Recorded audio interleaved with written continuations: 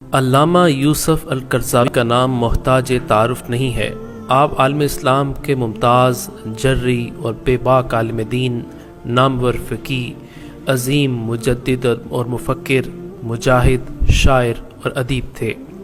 شیخ Qaradawi کی شخصیت مختلف کمالات کا مجموعہ تھی۔ حق گوئی، مظلوم کی تائید اور ظلم کے خلاف جدوجہد علامہ کی شخصیت کے بنیادی عناصر تھے۔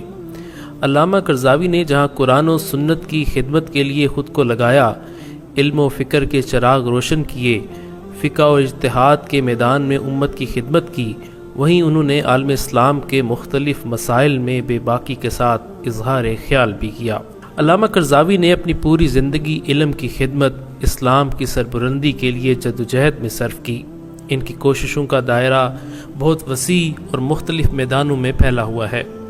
علامہ کی علمی اور ملی کاموں کا ایک حصہ امت کے مسائل میں رہنمائی اور عالم اسلام کے متعدد مسائل میں ان کے اجتہادی اور مجاہدانہ کردار سے متعلق ہے۔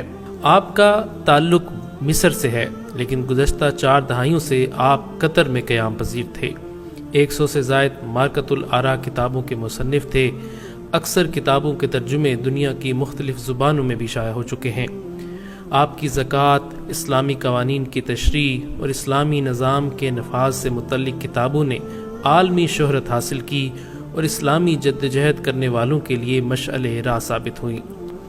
آپ کے دروس اور خطبات کی ویڈیوز کی تعداد ہزاروں میں ہے۔ آپ کے محبین کا ایک بڑا حلقہ ہے جو عرب ممالک سے لے کر یورپ، امریکہ اور برصغیر تک پھیلا ہوا ہے۔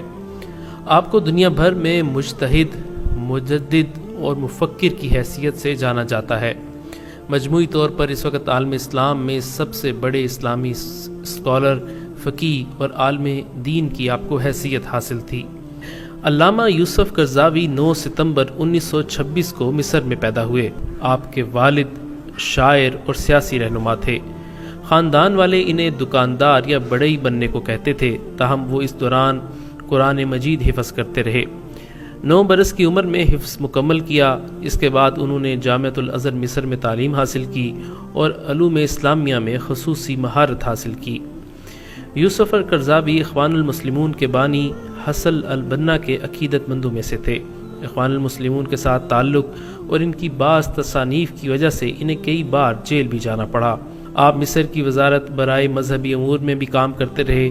1961 میں آپ نے مصر کو الوداع کہہ کر قطر کا رخ کیا، جہاں مختلف یونیورسٹیز میں تدریسی خدمات سر انجام دیتے رہے۔ اسی طرح وہ الجزائر کی یونیورسٹیز میں مختلف ذمہ داریاں ادا کرتے رہے۔ 2011 میں جب مصر میں حسنی مبارک کی حکومت کا خاتمہ ہوا تو آپ نے 1981 کے بعد پہلی مرتبہ اپنے دیار مصر میں قدم رکھا اور پہلی مرتبہ عوامی سطح پر مصر میں آپ نے ایک مجمع عام سے خطاب کیا، جس میں تقریباً 25 لاکھ عوام تھی۔ جمعے کی نماز بھی آپ نے پڑھائی اور حسنی مبارک کے خلاف احتجاج کا خیر مقدم کیا۔ آپ طویل عرصے تک اخوان المسلمون میں سرگرم رہے۔ اخوانی قیادت نے مختلف مناصب کی پیشکش کی، لیکن انہوں نے انہیں قبول نہیں کیا۔ یوسف القرضاوی یورپین کونسل برائے فتویٰ اینڈ ریسرچ کے سربراہ تھے۔ انٹرنیشنل علماء یونین کونسل کے چیئرمین تھے۔ انہیں عرب دنیا میں غیر معمولی مقبولیت حاصل تھی۔ وہ اسلام، آن لائن نیٹ پر لوگوں کے سوالات کے جوابات اور فتاوی جاری کرتے تھے۔ رابطہ عالم اسلامی اور مجمع الفقہ الاسلامی کے بھی آپ خصوصی رکن اور ذمہ دار رہے۔ جامعۃ الازہر مصر کی بھی رکنیت حاصل تھی، جہاں سے آپ کو معطل کر دیا گیا۔ مسلمانوں کی اکثریت آپ کو معتدل، قدامت پسند اور جدید حالات سے ہم آہنگ عالم قرار دیتی تھی۔ آپ عصر حاضر کے تقاضوں کو سامنے رکھتے ہوئے لوگوں کی رہنمائی کرتے۔ انٹرنیشنل چینل الجزیرہ پر آپ کا پروگرام الشریعہ والحیاء بہت مقبول ہے۔ تقریباً 6 کروڑ سے زائد لوگ اسے دیکھتے ہیں۔ آپ کا شروع سے یہ نظریہ رہا کہ مسلمان دوسروں کو مداخلت کا موقع دینے کے بجائے اپنے مسائل خود حل کریں۔ شیخ یوسف القرضاوی کا ماننا تھا کہ پوری دنیا کے مسلمانوں کو گرین وچ ٹائم کے بجائے مکہ مکرمہ کے ٹائم کو مد نظر رکھنا چاہیے۔ وہ موجودہ تصویر کشی کو جائز قرار دینے والے پہلے عالم دین تھے۔ وہ عالم اسلام میں جمہوریت کے قیام کے بھی حامی تھے۔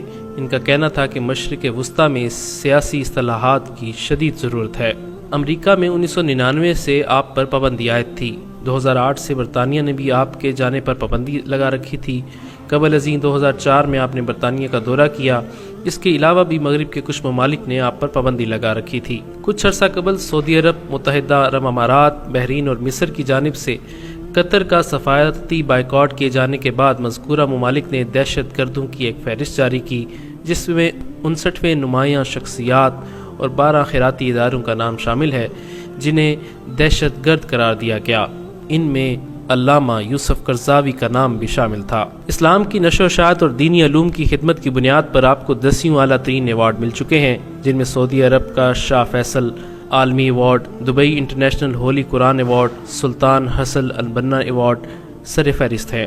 یہاں یہ بات بھی قابل ذکر ہے کہ ایک طویل عرصے تک آپ سعودی عرب اور آل سعود کے یہاں بہت اہمیت کے حامل تھے۔ ان دنوں ایک تصویر بھی سوشل میڈیا پر وائرل تھی جس میں سابق سعودی فرمان روا شاہ عبداللہ انتہائی عقیدت کے ساتھ علامہ یوسف قرضاوی سے ملاقات کر رہے ہیں۔